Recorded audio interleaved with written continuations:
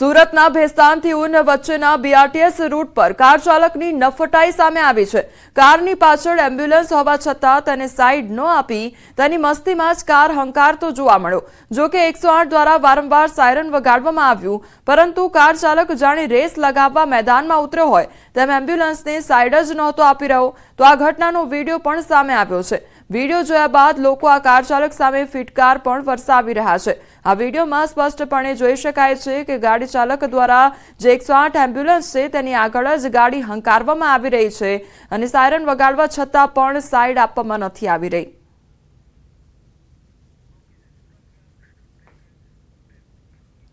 બે શહેરમાં અસામાજિક તત્વો બેફામ બન્યા।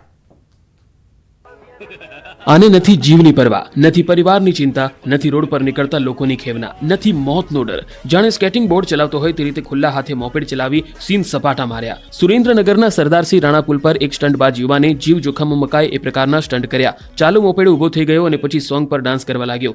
અન્ય લોકોના જીવ જોખમમાં મૂક્યા। વિડીયો વાયરલ થતા પોલીસે શરૂ કરી છે તપાસ। હવે સુરતના ટપોરીને પણ જોઈ લો। કાયદાના ડર વગર જાહેરમાં જન્મદિવસની ઉજવણી કરી ઊન વિસ્તારને બાનમાં લીધો। તલવાર વડે કેક કાપી દહેશત ફેલાવી હતી। આ રીતે સુરત પોલીસને પડકાર ફેંક્યો। વડોદરાના વાઘોડિયામાં ચેન સ્નેચિંગની ઘટના સામે આવી છે। વૃદ્ધાના ગળામાંથી અછોડો તોડી ગઠિયો ફરાર થયો હતો, તો વાતોમાં ભેળવી 1.5 તોલાનો સોનાની ચેન આંચકી ફરાર થયો હતો। વૃદ્ધાએ બૂમાબૂમ કરતા ગઠિયો નાસી છૂટ્યો, તો ઘટના સ્થળ પર લોકોના ટોળા ભેગા થઈ ગયા હતા। તો ચેન સ્નેચિંગનો આ મામલો સામે આવ્યો છે અને 1.5 તોલાની જે ચેન હતો તે ગઠિયો લઈ ફરાર થઈ ગયો હતો। તો ઘટના સર્જાતા આસપાસના લોકો પણ ઘટનાસ્થળે દોડી આવ્યા હતા। हाँ हूँ बैठी है આગળ પછી પેલો ભાઈ આવ્યો તો મને કે મારા ઘરનો રસ્તો કઈ આગળ છે તો સીધા અહીંથી જાઉં તો મારા ઘર જવા છે તમારે ચોગોદર જવું છે, રામેશ્વર જવું છે। ત્યાં પછી અમે નવીનભાઈને બૂમ પાડી તો નવીનભાઈ આવ્યા તો નવીનભાઈએ પછી બધું કહ્યું તો આખું તમે 4 રસ્તે જાઓ અને ત્યાં બેઠો તો રવાથી આવશે તો એ બાજુથી આવશે તો કે ના આ બાજુથી આવશે, આ બાજુ આવશે એવું કયા કરે। અને હું જતી હતી ત્યાંમાંથી આવું હેડાયેલા ને તો માયનું પકડ્યું અને આમ જતી ના ખેંચીને જતો રહ્યો। બનાસકાંઠાના ડીસાના જાવલ ગામે થયેલ હત્યાની ઘટનાનું રિકન્સ્ટ્રક્શન કરવામાં આવ્યું।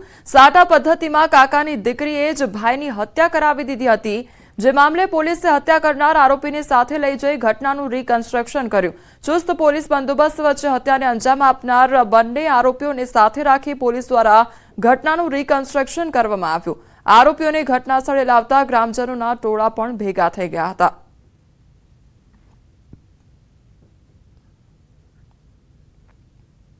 કેન્દ્રીય ગૃહમંત્રી અમિત શાહ આજથી 2 દિવસ ગુજરાત પ્રવાસે છે, ત્યારે અમદાવાદ અને ગાંધીનગરમાં વિવિધ વિકાસ કાર્યોનું લોકાર્પણ અને ખાતમુહૂર્ત તેમના હસ્તે કરવામાં આવશે।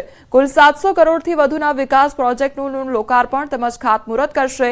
તો ગાંધીનગર લોકસભા વિસ્તારમાં વિકાસ કાર્યોના લોકાર્પણ બાદ કોલવડા ખાતે જાહેર સભાને સંબોધન કરશે, જ્યારે 18 મેના રોજ અમિત શાહ અમદાવાદમાં વિવિધ ઇન્ફ્રાસ્ટ્રક્ચર પ્રોજેક્ટ્સનું ખાતમુહૂર્ત કરશે। સાથે જ પલ્લવ 4 રસ્તા ઓવરબ્રિજને જનતા માટે ખુલ્લો મૂકશે, જેને લઈ દરરોજ 1.5 લાખ વાહન ચાલકોને ટ્રાફિકની સમસ્યામાંથી રાહત મળશે। તો નારણપુરા ખાતે જાહેર સભાનું સંબોધન પણ કરશે। અમિત શાહ ગુજરાત પ્રવાસ દરમિયાન પ્રદેશ સંગઠનમાં મોટા ફેરફાર માટે કેટલીક મહત્વપૂર્ણ બેઠકો પણ કરશે। તો અમદાવાદના પલ્લવ બ્રિજનું લોકાર્પણ કરશે અને 117 કરોડના ખર્ચે બ્રિજ બનાવવામાં આવ્યો છે। ચાંદલોડિયા વોર્ડમાં 14.71 કરોડના ખર્ચે બનેલ ગજરાજ વોટર ડિસ્ટ્રીબ્યુશન સ્ટેશન ઓગમેન્ટેશનનું પણ લોકાર્પણ કરશે।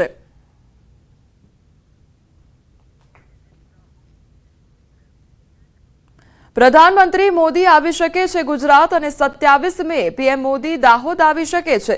નવીન રેલવે વર્કશોપનું પીએમ મોદી લોકાર્પણ કરી શકે છે। સ્માર્ટ સિટી અંતર્ગત કામનું લોકાર્પણ કરવામાં આવી શકે છે। તૈયારીના ભાગરૂપે જિલ્લા કલેક્ટરે બેઠક પણ યોજી। કલેક્ટરે વર્કશોપની પણ મુલાકાત લીધી છે।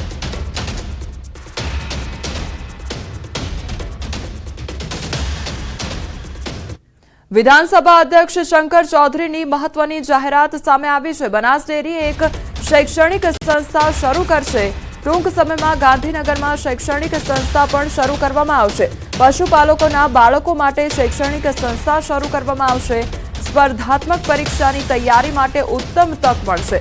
આઈએએસ અને આઈપીએસ જેવી સ્પર્ધાત્મક પરીક્ષાની તૈયારી કરી શકશે તમામ જે વિદ્યાર્થીઓ છે અને આ મહત્વની જાહેરાત કરવામાં આવી છે.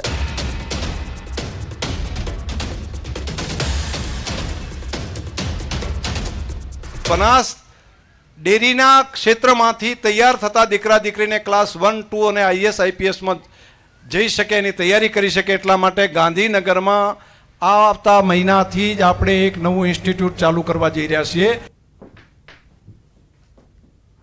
સમાચારોમાં આગળ વધીએ તે પહેલા રોકાઈશું એક બ્રેક માટે.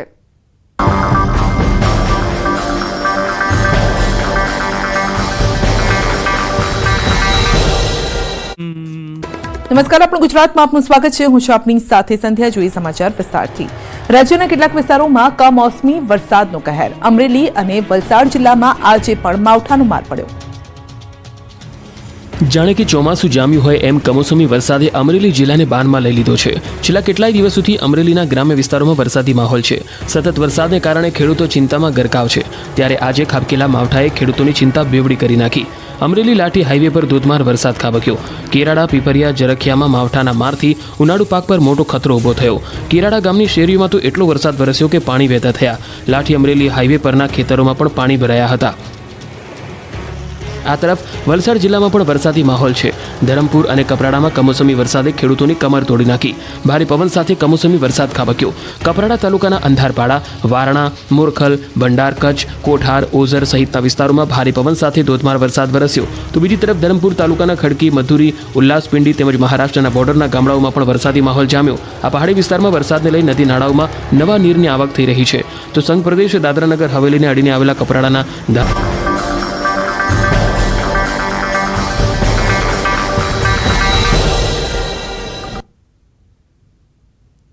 બ્રેક બાદ આપનું સ્વાગત છે. સમાચારમાં આગળ વધીએ તો નવસારીમાં ઇમ્પોર્ટેડ ફ્રૂટના વેપારીએ તુર્કીના 13 મણ સફરજનનો નાશ કરી દીધો છે. તેમજ સફરજનને કચરાપેટીમાં નાખી વિરોધ દર્શાવ્યો છે. ઉલ્લેખનીય છે કે તુર્કીએ પાકિસ્તાનની મદદ કરતા લોકોમાં રોષનો માહોલ છે અને તેથી જ લોકો દ્વારા તુર્કીની વસ્તુઓનો બહિષ્કાર કરવામાં આવી રહ્યો છે અને આગામી સમયમાં પણ તુર્કીના સફરજનનો બહિષ્કાર રહેશે તેવો નિર્ણય કરવામાં આવ્યો છે.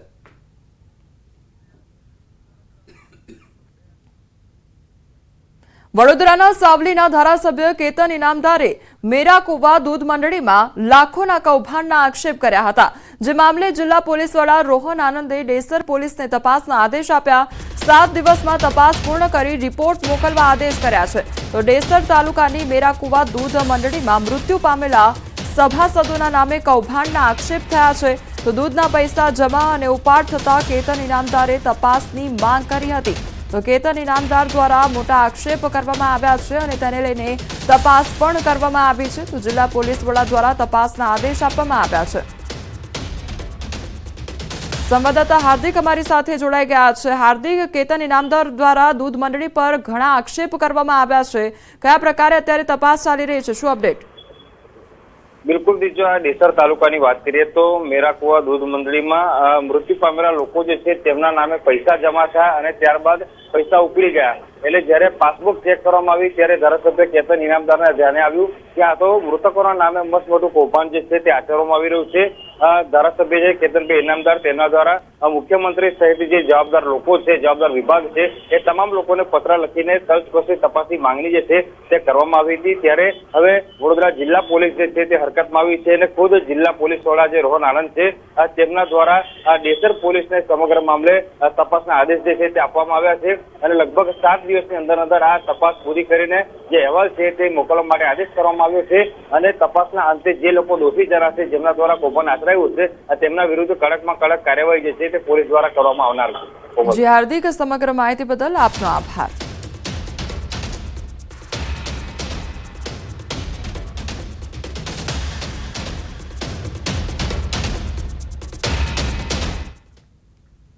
મહામંદી વચ્ચે એક વૈભવી ક્રૂઝ શિપ અલંગમાં આવી પહોંચ્યું છે અને આ શિપ રિસાયકલિંગ યાર્ડમાં તોડી પાડવા માટે આવ્યું છે. તો ગુરુવારે સાંજે અલંગના પ્લોટ નંબર 15 પર જહાજને દરિયા કિનારે રાખવામાં આવ્યું હતું. હવે સરકારી પ્રક્રિયાઓ પછી જહાજને તોડવાનું કામ શરૂ થશે. આ ક્રૂઝ શિપરાઇટ વર્ષ 1980માં બનાવવામાં આવ્યું હતું અને આ જહાજમાં કુલ 10 માળ અને આધુનિક સુવિધાઓ સાથે 476 કેબિન છે. તો આ ક્રૂઝમાં 1409 મુસાફરો અને 300 ક્રૂ સમાવવાની ક્ષમતા પણ છે.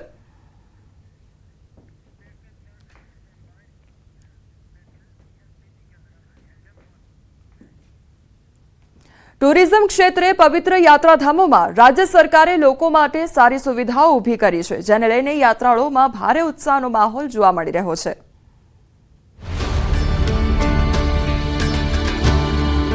ગુજરાત એક એવી ભૂમિ છે જ્યાં પ્રાચીન સંસ્કૃતિ, ધાર્મિક વૈવિધ્ય અને કુદરતી સૌંદર્યનો અનોખો સંગમ દેશ વિદેશના પ્રવાસીઓને આકર્ષે છે. પ્રધાનમંત્રી નરેન્દ્ર મોદીના દીર્ઘદ્રષ્ટિ સભર માર્ગદર્શન અને મુખ્યમંત્રી ભૂપેન્દ્ર પટેલના ગતિશીલ નેતૃત્વ હેઠળ ગુજરાત સરકારે પ્રવાસનના વિકાસ દ્વારા સમૃદ્ધ વારસાને વૈશ્વિક ફલક પર લઈ જવાનું અભિયાન શરૂ કર્યું છે. आधुनिक और बेहतर कनेक्टिविटी का सबसे अधिक लाभ टूरिज्म और ट्रेड को मिलता है. टूरिज्म ऐसी इंडस्ट्री है जिसमें गरीब हो, मिडिल क्लास हो, गांव हो, शहर हो, सभी जुड़ते हैं, सभी कमाते हैं. आजादी के अमृत काल में टूरिज्म का विकास देश के विकास को बहुत बड़ी मदद करेगा.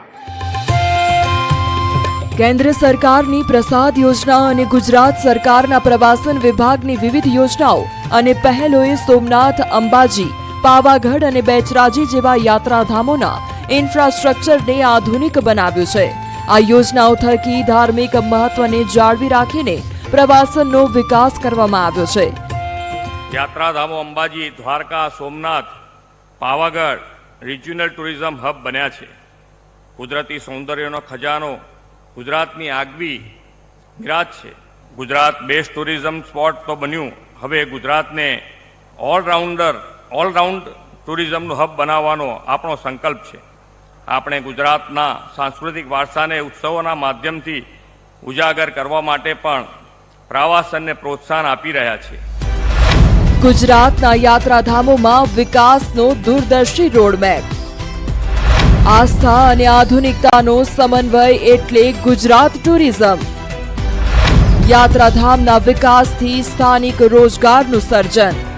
પ્રથમ જ્યોતિર્લિંગ સોમનાથમાં વિકાસને વેગ આપવા અને યાત્રાળુઓની સુવિધાઓ વધારવા માટે ગુજરાત સરકાર અને સોમનાથ ટ્રસ્ટે અનેકવિધ પ્રોજેક્ટ હાથ ધર્યા છે.